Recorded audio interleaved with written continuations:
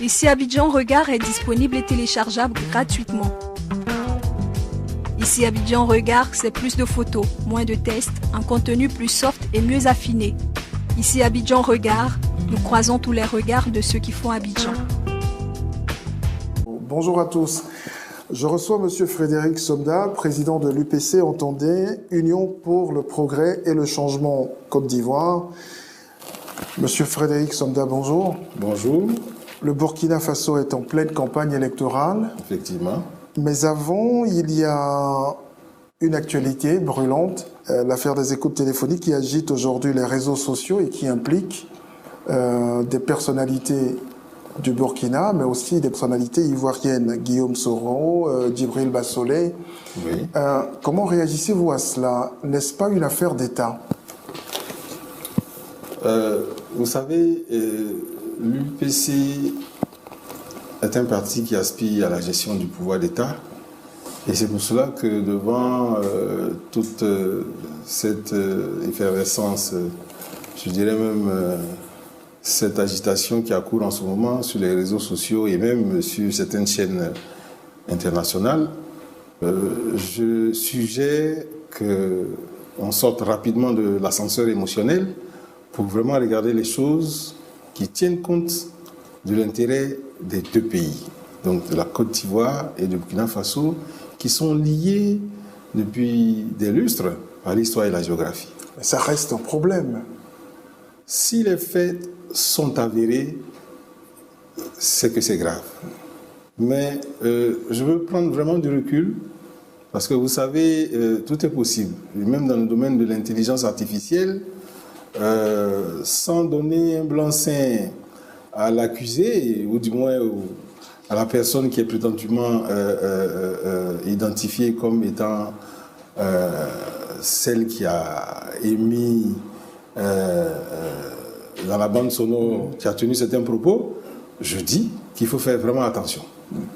Et regarder un peu les conséquences et les implications au plan diplomatique, où cela pourrait nous mener. Donc je suggère vraiment de prendre du recul et de regarder les choses avec beaucoup plus de mesure. Est-ce que cette affaire-là n'interpelle pas quand même, au-delà du côté émotionnel que vous récusez, est-ce que ça n'interpelle quand même pas les consciences africaines? Parce que entendre la deuxième personnalité d'un pays comme la Côte d'Ivoire organiser, orchestrer un putsch contre un autre État ivoirien, contre un autre État africain, et pas des moindres, un voisin historique, est-ce que ça n'interpelle quand même pas? Certainement que cela interpelle, mais en l'état actuel des choses, je n'ai pas les éléments factuels pour vraiment authentifier la véracité de tout ce qui est en train d'être dit. Jusque-là, on dit que ce document audio n'est pas encore authentifié, mais bon. Donc, il faut faire très attention parce qu'il y a souvent des surprises. Hein. Donc, nous sommes dans le domaine de la politique et en l'espèce, il s'agit des questions très sensibles, donc de sécurité, d'État et tout. Donc, je pense qu'il faut être vraiment prudent.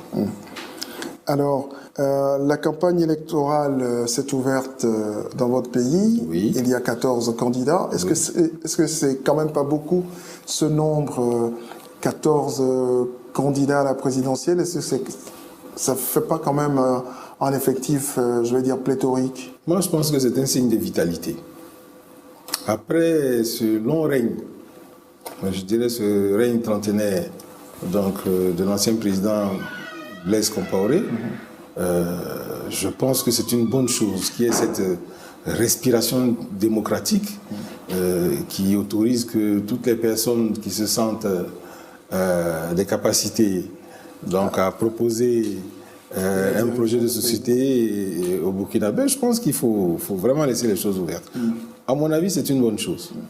Mais il n'en demeure pas moins, selon certains médias, c'est une campagne qui s'ouvre un peu dans l'indifférence des Burkinabés. Ah, ça, c'est pas l'impression que j'ai. En tout cas, en ce qui concerne notre champion, le président Zéphirin Diabré, partout où il est passé, jusqu'à il y a quelques heures, c'est vraiment l'engouement. Hein.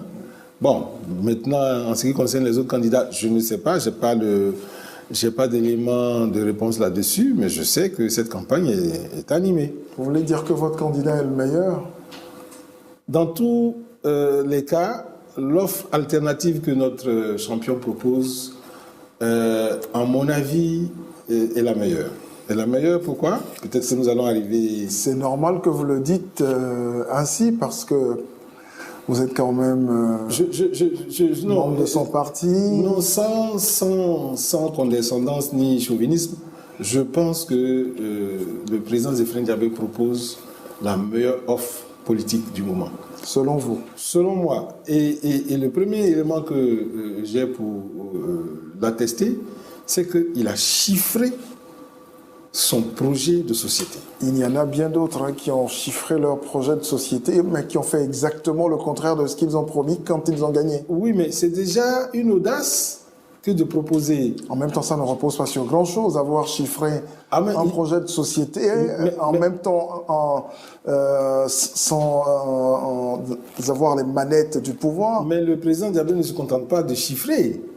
Il chiffre son projet de société et il dit comment il va mobiliser ses ressources, c'est-à-dire où est-ce qu'il va trouver l'argent, et il dit comment tout cela va se séquencer dans le temps, sur les 5 années. Je pense quand même que c'est remarquable. Je pense quand même que c'est remarquable. À l'image du président Alassane Ouattara qui vient d'être brillamment réélu et que nous félicitons, le président Diabré a documenté son projet de société, il a chiffré, et vous allez voir tout à l'heure, si nous avons l'occasion d'en discuter, tout cela est articulé à travers des projets structurants. Et justement, on va en parler. Qu'est-ce qu'il propose? Vous me disiez tout à l'heure en préparant cette émission que son premier point, c'est l'éducation. Alors, dans les urgences, la priorité des priorités, c'est l'éducation. C'est vraiment là où tous les efforts vont être concentrés. C'est la priorité des priorités. L'éducation avant l'autosuffisance alimentaire? Absolument. Parce que vous avez un peuple qui n'est pas éduqué, vous avez beau mettre à sa disposition toutes les commodités qu'il faut, mais ils n'en prendront pas soin. Donc en termes d'éducation, quelle est son offre? Alors l'offre, je vais vous donner les alors, donc nos urgences et nos priorités, dit le président Zéphrin Diabré, c'est la jeunesse. Et sur les 5 ans, le président Diabré se propose donc d'investir 1,8 milliard de francs. C'est très peu. Ah oui, mais c'est très peu, mais le Burkina Faso est un pays avec des moyens modestes. Donc c'est pour cela que je vous dis que c'est une proposition qui est sérieuse. Et pour créer combien d'emplois pour les jeunes? Bon, ce n'est pas chiffré de manière détaillée, mais donc la première priorité, donc, c'est la jeunesse. Ensuite, la deuxième priorité, c'est la femme. Première locomotive de notre développement. Ouais. Et la troisième priorité, ce sera l'énergie. Vous savez que tous ces pays de l'Interland ont ce gros handicap de souffrir, je dirais, de manière endémique pendant la saison sèche, notamment de ces problèmes de délestage et tout. Ouais. Donc, en troisième urgence, donc, ce sera donc l'énergie. Ensuite, en quatrième position vient la santé. Et, tenez-vous bien, en cinquième position, la lutte contre la corruption et l'impunité. Et quelle place fait-il au renforcement des institutions démocratiques? Alors, je veux dire, c'est des choses dans nos pays, c'est essentiel. Absolument. Et un des éléments que le président soulignait pendant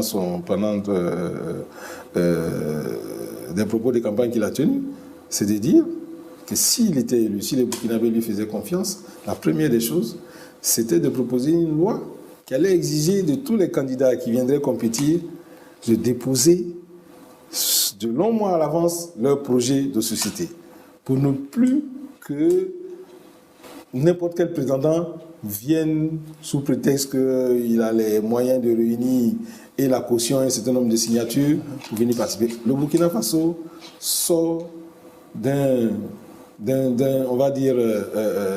long moment d'oppression et on a besoin vraiment de gens sérieux pour venir prétendre donc à la gestion du pouvoir d'État. Aujourd'hui, économiquement, le Burkina Faso a d'énormes difficultés, comme la plupart des pays de l'Interland. Tout à fait. Au plan économique, qu'est-ce qu'il propose? Vous avez parlé de l'éducation, de la santé, c'est vrai, de l'apport des femmes au développement, mais au plan de l'éducation, que va devenir le coton burkinabé? Alors, les cultures pérennes, comme le coton et autres spéculations, je veux dire, vont continuer à être promues. Mais à mon avis, il faudra diversifier toutes les possibilités qu'offre le pays. Donc il y a un grand potentiel. D'abord, il y a les mines.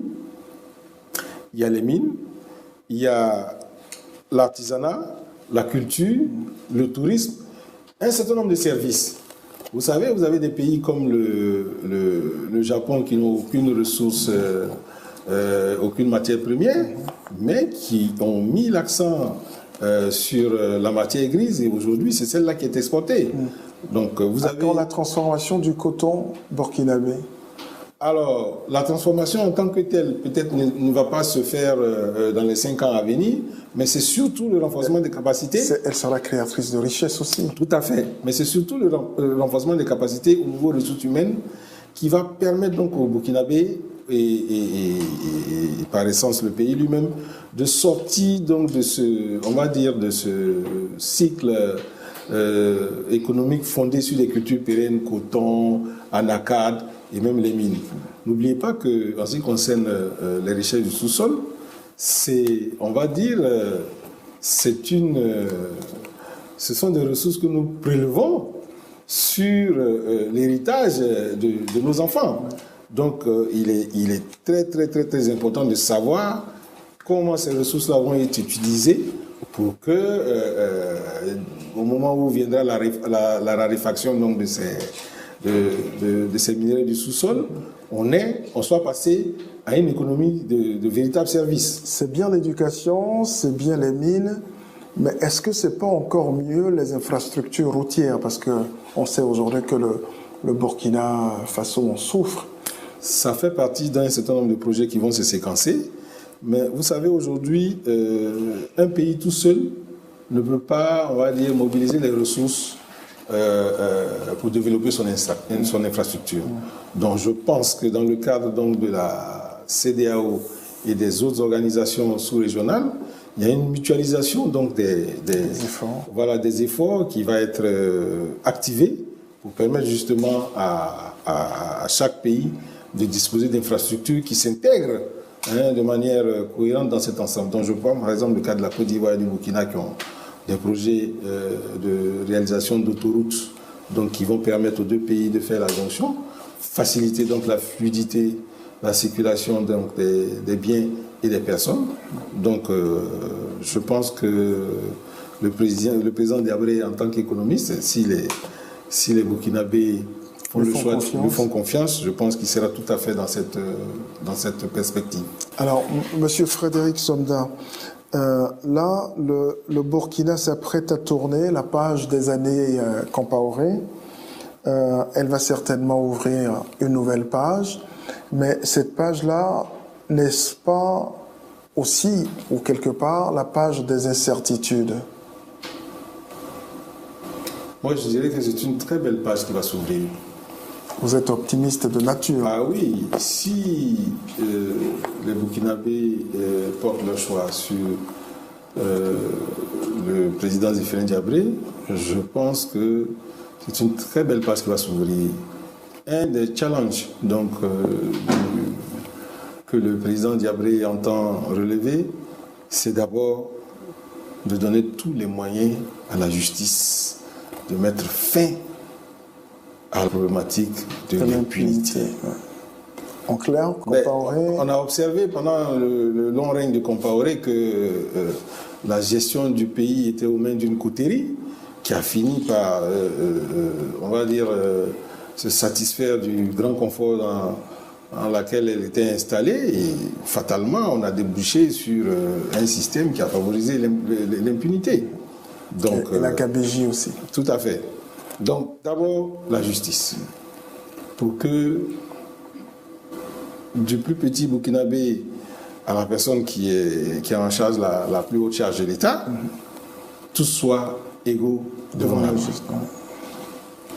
Donc c'est une belle page qui va s'ouvrir et je pense que le Burkina Faso tire la leçon de cette expérience des longs règnes et veillera au grain pour ne plus jamais un pouvoir, quel qu'il soit, aussi légitime qu'il soit, ne sorte des règles qui ont été édictées au départ.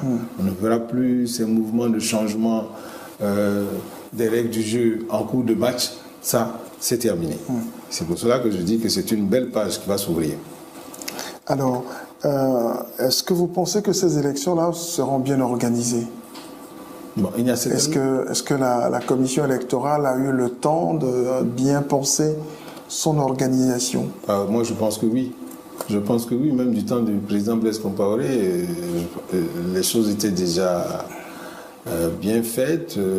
Il restait, en ce qui concerne la diaspora, peut-être la question du recensement exhaustif qui allait permettre de réviser la liste électorale. Malheureusement, ça n'a pas pu être fait, mais je pense que la CENI, c'est comme cela qu'elle s'appelle au Burkina Faso, a vraiment eu le temps de bien préparer donc, ces élections.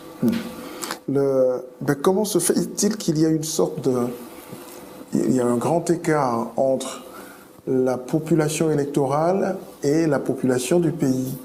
Le Burkina, c'est quand même un peu moins de 10 millions d'habitants. Beaucoup plus. Beaucoup plus. Oui, beaucoup plus. Voilà. Mais le corps électoral n'excède pas les 5 millions. Oui. Alors, comment comprenez-vous cela? Je pense peut-être que les partis politiques n'ont pas suffisamment fait de sensibilisation au niveau de leurs militants. Pour mobiliser, parce qu'il faut bien aller se faire recenser pour être sur la liste électorale.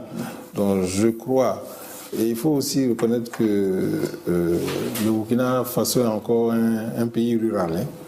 Donc les gens n'ont pas toujours la percussion qu'il faut pour s'intégrer donc, dans ces problématiques qui sont en principe à leur faveur. Voilà. Donc, mais je pense que c'est un travail qu'il faut inscrire dans une dimension processus. Donc, les partis politiques ont la responsabilité donc, de sensibiliser et leurs militants et les citoyens lambda pour leur faire comprendre qu'ils ont un rôle important à jouer en allant s'inscrire donc, sur la liste électorale. Est-ce que vous ne regrettez quand même pas que la diaspora, d'une façon générale et particulièrement la diaspora burkinabé en Côte d'Ivoire, ne puisse pas participer à cette présidentielle? Vous me disiez qu'elle représente quand même 4 millions officiellement 4 millions de personnes. Ici, ça veut dire que voilà, la Côte d'Ivoire aurait pu élire le prochain président burkinabé. Certainement. Je répondrai gros chagrin, une grosse frustration. Parce que nous attendions beaucoup donc, de ces échéances électorales. Bon, malheureusement, les autorités de la transition ont estimé qu'il était techniquement difficile de réaliser cette opération et en plus que le Burkina Faso n'avait pas les moyens au plan financier donc, de mener une telle opération. Bon, nous en avons pris acte à notre corps défendant et nous espérons que le prochain gouvernement qui sera issu de ces élections va vraiment mettre ça au cœur de ses priorités et ne pas attendre 2019 ou 2020 pour traiter de cette question qui est une question fondamentale. Je vous remercie. Merci d'être passé par chez nous. Je vous en prie. Merci beaucoup. Merci. Ici Abidjan Regard est disponible et téléchargeable gratuitement. Ici Abidjan Regard, c'est plus de photos, moins de tests, un contenu plus soft et mieux affiné. Ici Abidjan Regard, nous croisons tous les regards de ceux qui font Abidjan.